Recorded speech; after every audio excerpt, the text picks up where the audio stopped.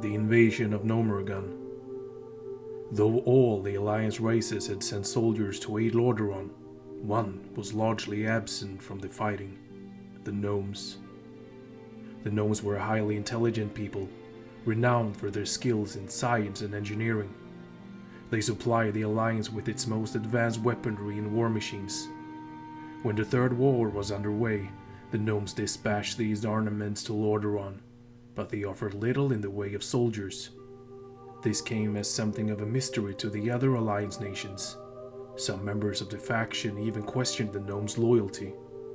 What the rest of the Alliance didn't know was that Gnomeregan was under siege, not by the Scourge, but by brutish creatures called Trogs. Trogs had emerged as a threat only in recent times. For thousands of years, they had slept in the deep, dark reaches of an ancient fortress called Uldaman. They would have kept slumbering forever, if not for a chance encounter with dwarves from Ironforge. The dwarves had delved into Uldaman to gather artifacts and knowledge, and they had inadvertently woke the monsters that slept in its belly. The Trogs brutally slaughtered the explorers with glee. The survivors scrambled out of Uldaman in terror and fled back to Ironforge. The dwarves were relieved to find that the Trogs didn't follow them. Their observation was only partially correct. The Trogs weren't hunting them on the surface, they were hunting them from below. Most of the Trogs loathed traveling above ground, and they used their jagged claws to dig through the earth and carve out tunnels. As they neared their prey in Ironforge, strange noises caught their attention. Something unnatural, something artificial. What the Trogs heard were the great factories in the heart of Gnomeregan, the Gnomes' wanderer's capital. The churning of machines and the grinding of gears were an irresistible lure for the creatures. The Trogs tunneled toward the city and its unsuspecting populace.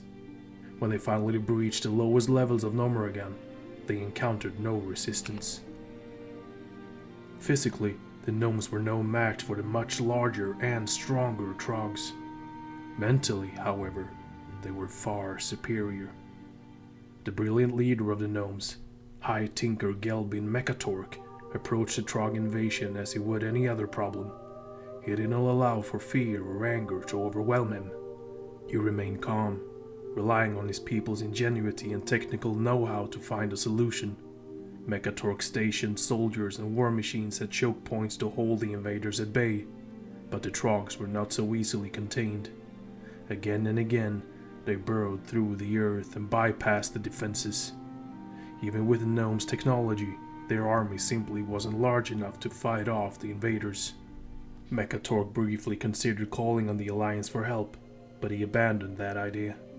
Protecting Lordaeron from the Scourge was of the utmost importance, and he didn't want to divert any resources from that front.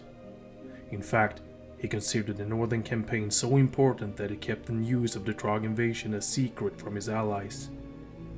It would be years before the world learned of what had transpired in Gnomeregan, and the sacrifices the Gnomes had made in the name of the Alliance. Eye of the Storm. Lordaeron had fallen. The Alliance was crippled.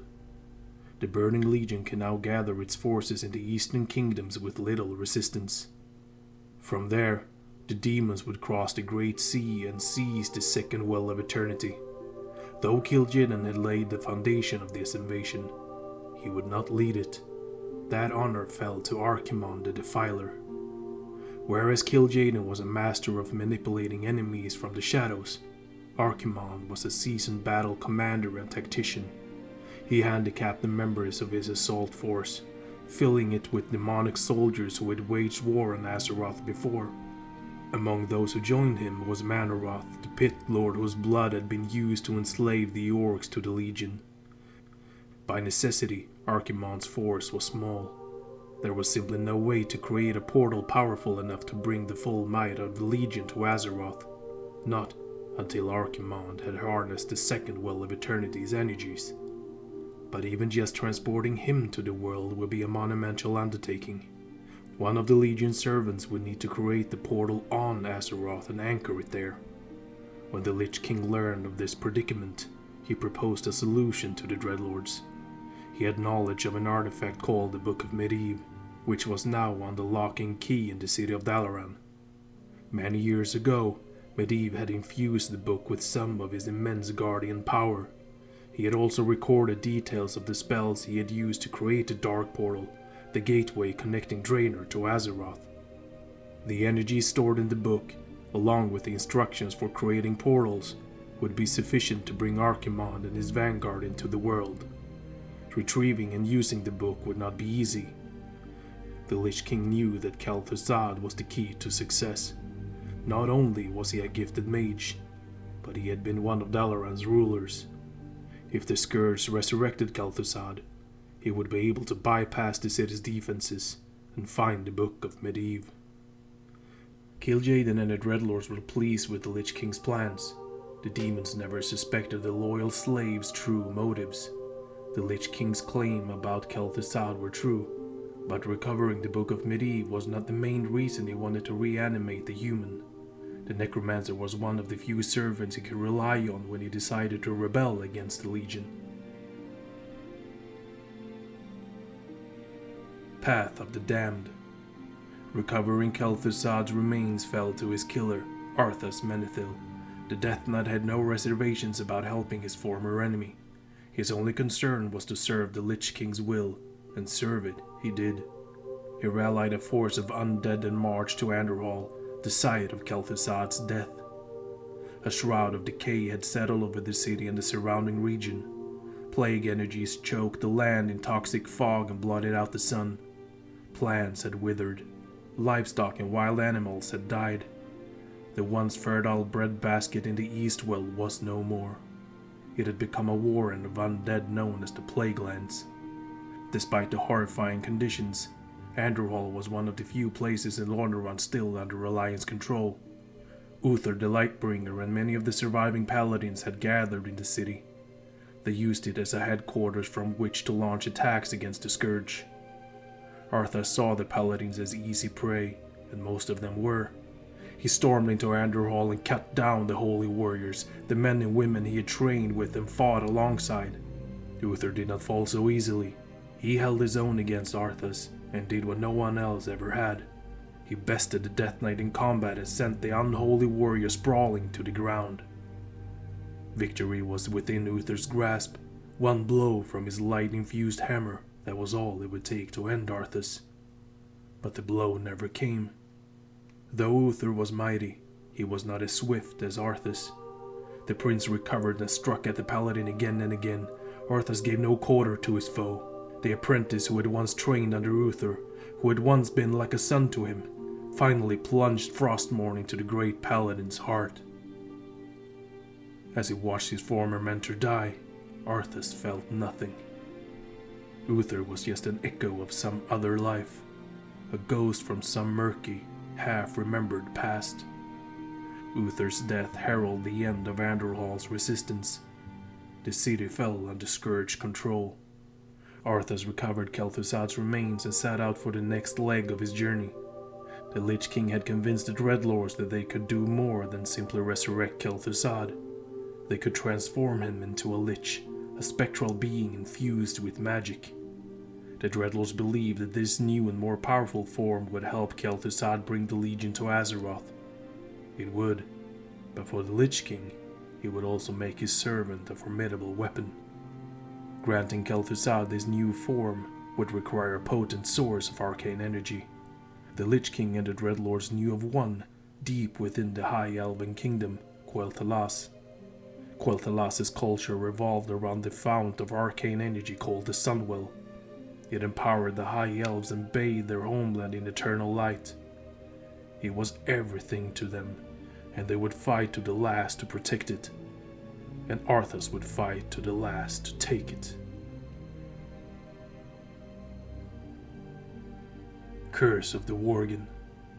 As Arthas Menethil and the Scourge marched north toward Quel'Thalas, other undead lingered in Lordaeron. Some shambled to the edges of the Plaguelands in the east. Others spilled south into a region called Silver Pine Forest. The undead in Silver Pine Forest made quick progress until their campaign ground to a halt in the shadow of the Grey Mane Wall. The enormous wood and stone barrier stretched across the top of a peninsula that was home to the human kingdom of Gilneas. King Gen Greymane hadn't sent any Gilnean soldiers to fight the Scourge. He saw the fall of Lordaeron as a confirmation that he'd made the right choice in isolating his kingdom from the world.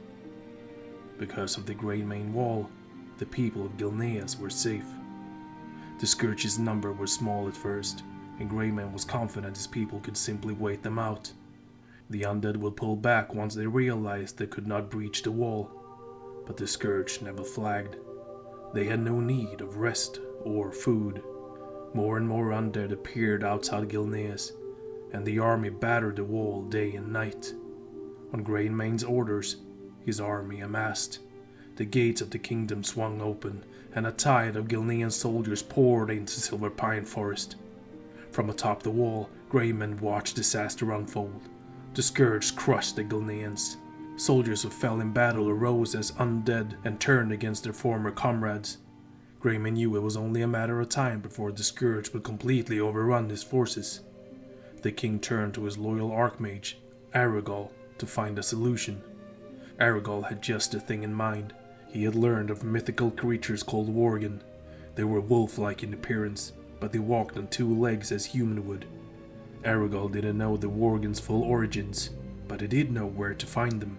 He had sensed the beast slumbering in another dimension, the ethereal realm known as the Emerald Dream. Summoning the creatures to Gilneas would be a challenge, but that wasn't what concerned Aragol. According to legend, the Worgen were a savage race, driven by primal fury. Controlling them would be difficult and dangerous. The question wasn't, could he bring the Worgen to Gilneas?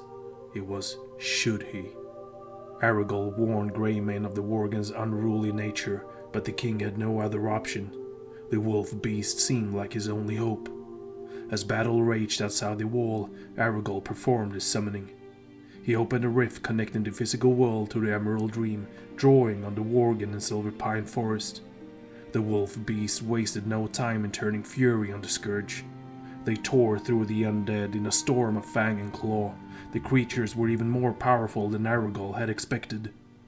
Before long, the Scourge buckled. The undead fled before the Worgen and disappeared into Silver Pine Forest. Then, the wolf beast turned on the Gilneas to satisfy their bloodlust. It was just as Aragol had feared. Concepts of friend and foe were lost on the Worgen. They simply wanted to kill. The surviving Gilnean soldiers retreated behind the wall, and the gate slammed shut. Greymane breathed a sigh of relief. It seemed, at first, that all was well. The Scourge were gone, and the Worgen were trapped outside the wall. Then, the first reports reached Greymane of Worgen inside the wall. What the king and Aragol had known was that the Worgen carried a curse. It had spread to Gilnean soldiers who had been bitten by the Worgen, Gilneans who had retreated behind the wall. Over time, the affliction transformed the human victims into wolf beasts. These new Worgen stalked through Gilneas and spread the curse to even more citizens. In trying to save Gilneas, Greymane had traded one monstrous enemy for another.